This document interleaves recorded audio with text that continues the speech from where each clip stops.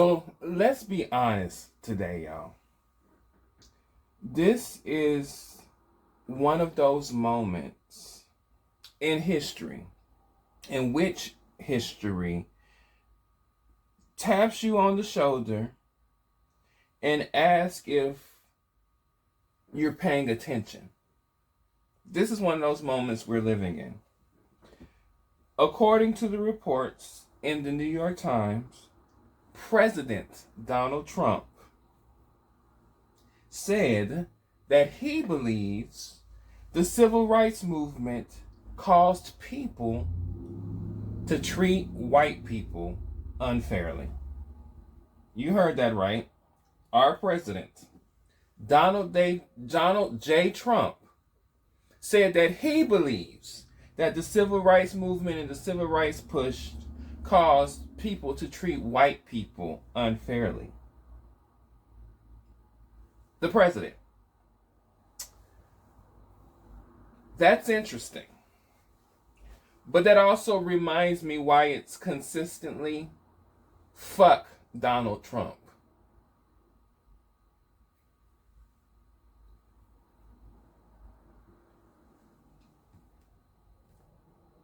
Because to say that out loud, to erase centuries of reality, or to try to erase centuries of reality, is a mess. A hot mess. Let's talk about America before the civil rights movement. Since Trump seems to think that this era was fair for everybody in the United States. Before the civil rights movement, the country had already had 300 years of slavery. Black, chattel, African slavery. Followed by 100 years of Jim Crow.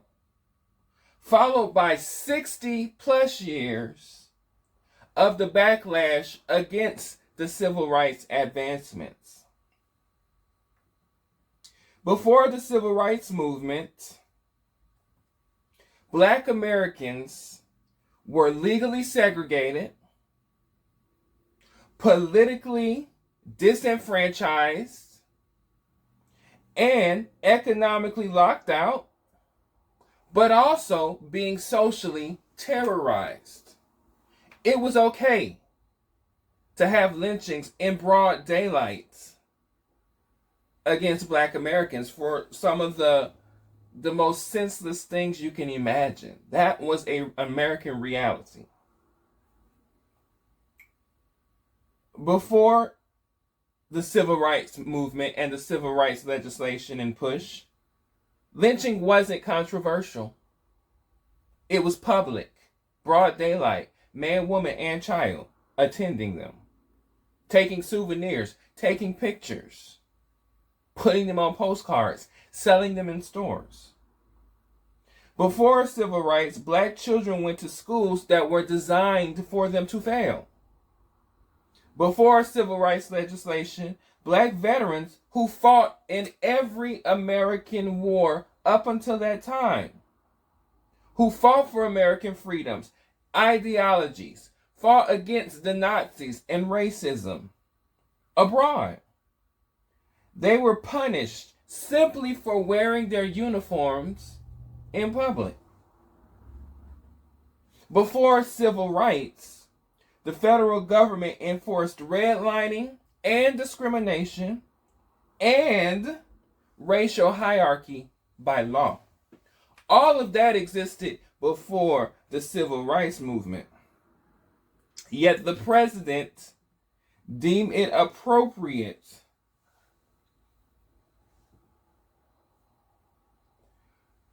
to say that it was a mistake, to say that it caused white people harm. When the President Trump says the civil rights movement treated white people unfairly, what he's really saying is this: white supremacy was working, and Black resistance disrupted it. That's the truth he is saying. That is what he is saying without necessarily saying it. And that That right there is actually bigger than U.S. politics. Let's talk about it. The American Civil Rights Movement not only made changes here, but it inspired social and anti-racism, anti-apartheid struggles, anti-colonial struggles all across the world. Anywhere where there are movements to end white supremacy across the globe, the American Civil Rights Movement, the Black Civil Rights Movement, influenced that. South Africa, the Caribbean, other parts of Africa, Europe, and even in Latin America. So when Donald Trump dismisses the civil rights movement as harmful, he's attacking the moral foundation of global social justice. That's what he's doing. For many black voters, they're still unsure whether or not Donald Trump is a racist. That has been a deep conversation since his initial run, which he ran off of saying that the first black president, the only black president, was not an American citizen. So even though he started his campaign showing us racism, if this doesn't cement the deal, I don't know whether or not you guys are blinded by rose-colored blinders. There should be no question at this point. Now the country has to decide whether it is willing to live with the consequences of so many people who denied it during the election. And that's the truth. But I think we'll move into Black News Now, but we need to continue this conversation because it is a lot more important for us to have than we think. Trump's comment didn't land in a vacuum. It landed while civil rights protections in this country today are being rolled back. Right? We're witnessing this. Quietly in some instances, but deliberately in most instances. We're watching voting rights get weakened under election integrity and gerrymandering. Affirmative action dismantled. DEI reframed as discrimination against white people. Black history stripped from classrooms under what people have been labeling as parental rights. Every rollback uses the same logic, which is the same logic that Donald Trump is using here. Equality went too far. Correction became overreach, and white Americans are now being treated unfairly. It's almost like a reverse Uno card or something. This is not new, however. This has always been the game that has been being played. Reconstruction was followed by Jim Crow and lynching. Civil rights legislation was followed by mass incarceration and drugs being put into our neighborhoods, deindustrialization into our communities. The election of the first black president in 2008 was followed by open racial backlash. Rhetoric tells you what's coming before the discriminatory racial and racist policies arrive.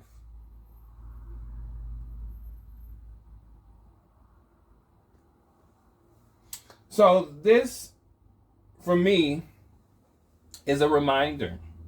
And as I'm reminded, I remind you all of the ebbs and flows of black liberation, right? Black progress was never linear. It was never a straight path. It moves in cycles. It advanced, backlash, repression. Advance, backlash, repression. Reorganization, and advance again. That's how it works. Advance, backlash, repression, reorganization, and advance again. And it's the same cycle. After emancipation comes Reconstruction. Then comes Jim Crow. After the Civil Rights Movement came desegregation, but then mass incarceration. They rev up the conversation that we were criminals as black people, which is the same conversation they were having during Reconstruction in the Jim Crow era. After Obama was elected, came birtherism and grievances and nationalism. Donald Trump didn't create the backlash, didn't create the commentary. He just simply rode to success the wave of anti-blackness and racism and nationalism in this country. Backlash feels permanent sometimes while you're inside the backlash, where we are in this moment. But backlash only happens when the power feel threatened. No one rolls back rights that don't matter. No one attacks movements that are failures. And no one rewrites history unless the truth already won the battle. The civil rights movement is under attack today, not because it was a failure, not because it wasn't a success, but because it succeeded. This isn't an ending, okay? This is a transition moment. We are in yet another American transition moment. The cycle will turn again. The question is whether or not people will recognize it in enough time to organize intelligently so that we can push against it once again. Or are we just going to settle and sit and wait for the backlash to be harder on us before we respond? This is what I call the ebbs and flows of black liberation. Definitely. The ebbs and flows of black liberation. And if we're not careful, we will miss the opportunity to push back. But there should always be a pushback. I believe that black people should always be progressive. We should always be moving towards the side that is choosing to make America a better place for us, better than what our ancestors had, better than what our predecessors had. We should be fighting to move forward. All right, let's shift gears a little bit. Let's talk about something a little more positive, I believe. Muhammad Ali finally is being honored with a United States postage stamp. And that's pretty dope, right? That's pretty dope. And we should talk about what that means for this country. Finally deciding to honor Muhammad Ali. The United States Postal Service has announced a commemorative stamp with Muhammad Ali. But there was a time in the United States in which Muhammad Ali was actually the target of the United States government. In 1967, Ali refused to go to Vietnam, to be drafted to Vietnam, because he believed in anti-colonialism and anti-imperialism.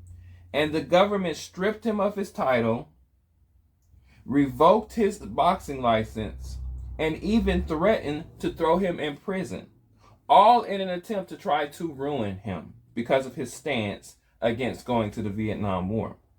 So when the same country now puts his face on its mail, understand what that is. Rehabilitation after resistance. America criminalizes black dissent, has always criminalized black dissent, then sanitizes it, then commemorates it once it's no longer a threat to the power. Think about Harriet Tubman. Harriet Tubman represented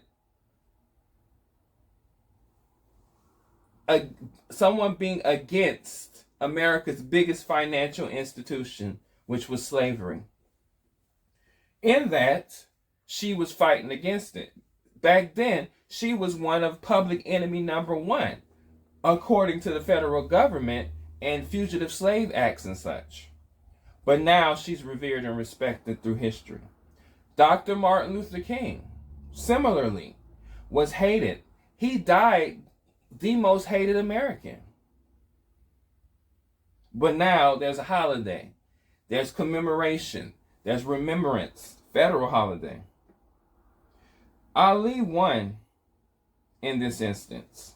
His stance was vindicated because history moved in his direction.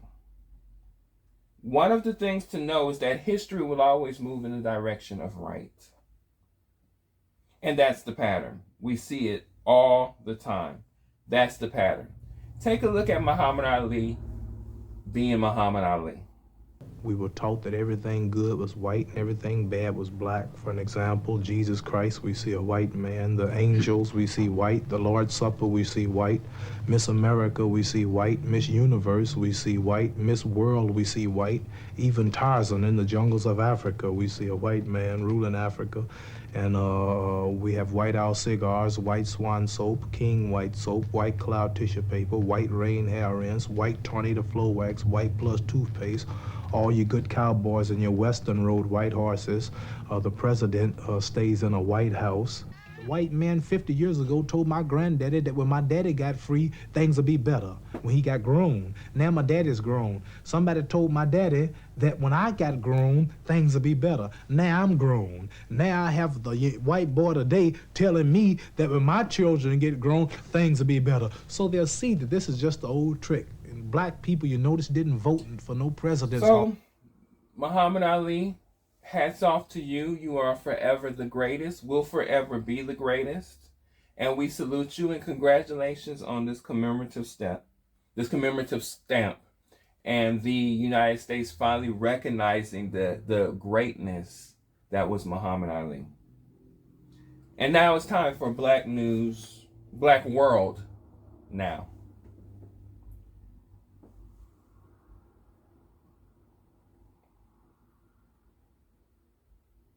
Globally, this idea of American consequences, right?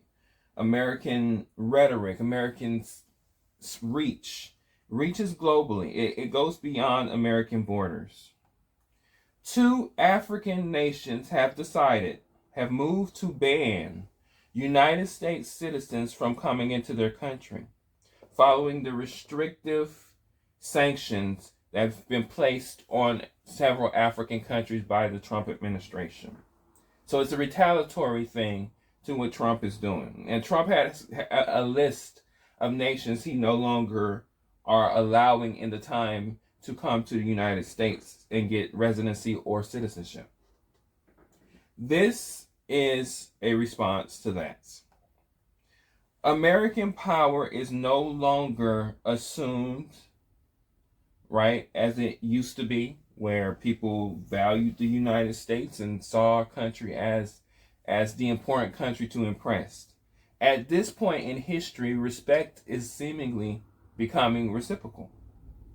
Other nations want to be respected just as the United States and the nations in the United Nations want to be respected. When U.S. leaders dismiss civil rights and flirt with grievances or grievance nationalism, other nations hear it and they respond in kind. They match the energy. That's not anti-Americanism. It's post-American deference. The illusion of moral sovereignty and superiority of the United States is beginning to crack globally in a massive way. And when the cracks happen, consequences follow.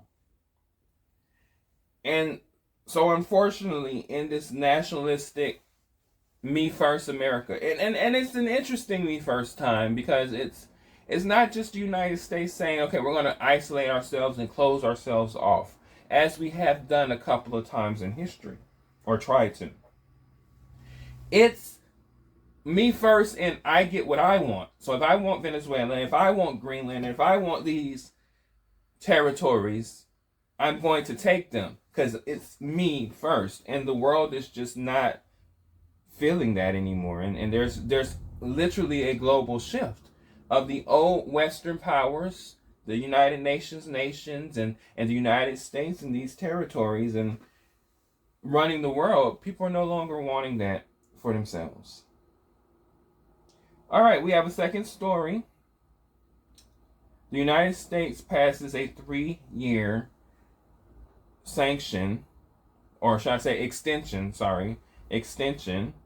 on the Africa Growth and Opportunity Act, but South Africa's status in that is still unclear.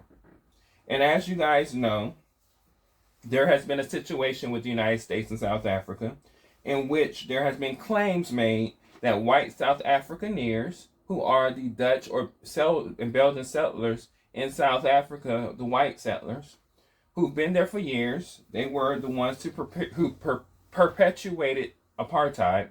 Well, now, since apartheid has ended in the early 90s, there has been conversations that white South Africans or South Africaneers have been treated unfairly, up until their land being seized and them being killed. And this is made win back to Trump, obviously through Elon Musk and Stephen Miller and other South Africans in his cabinet. And so this is where this comes from here. The United States House of Representatives passed a 3-year extension of the African Growth and Opportunity Act, but South Africans' inclusion in this is going to remain unclear until further notice. That's not accidental. That's intentional. South Africa has challenged the Western power from international court actions in BRICS and in the United Nations. And they're not playing by the same rules that has always been the case for many, many years. And so now they're under review to be able to participate in the African Growth and Opportunity Act and initiatives by the United States government. This was never just about trade. This is a behavioral contract for Africans. You get access if you align yourself with American values. You get access if you do not go against the Western ideologies. This is nothing but a hierarchical management of South Africa, but of Africa in general.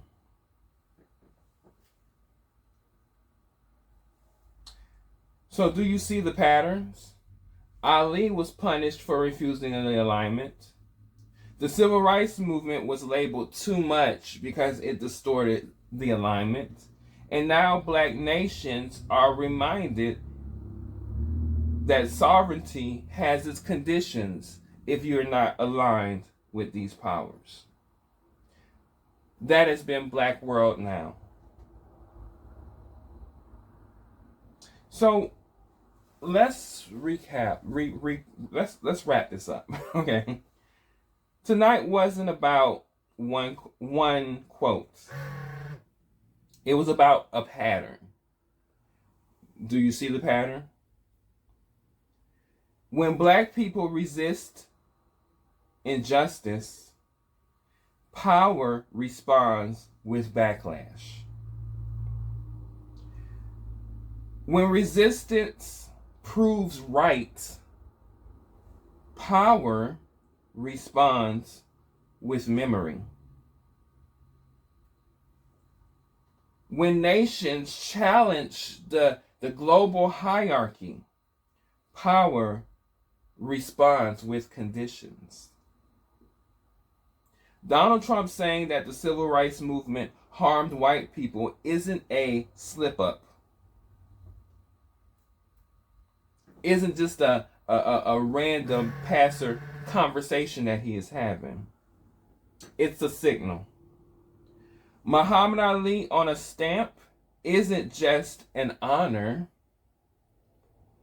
It's proof that conscience wins after punishment. And once the smoke clears, truth and conscience always prevails to be right. African nations pushing back isn't chaos. It's consequences to who the United States have been on this planet. History doesn't move forward cleanly. It never has. It corrects itself.